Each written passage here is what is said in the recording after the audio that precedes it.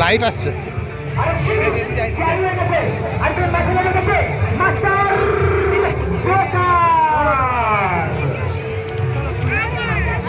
আরে দাদা ভাই, ও দিদি ভাই, আরে দাঁড়িয়ে দাঁড়িয়ে কি চিন্তা করছেন?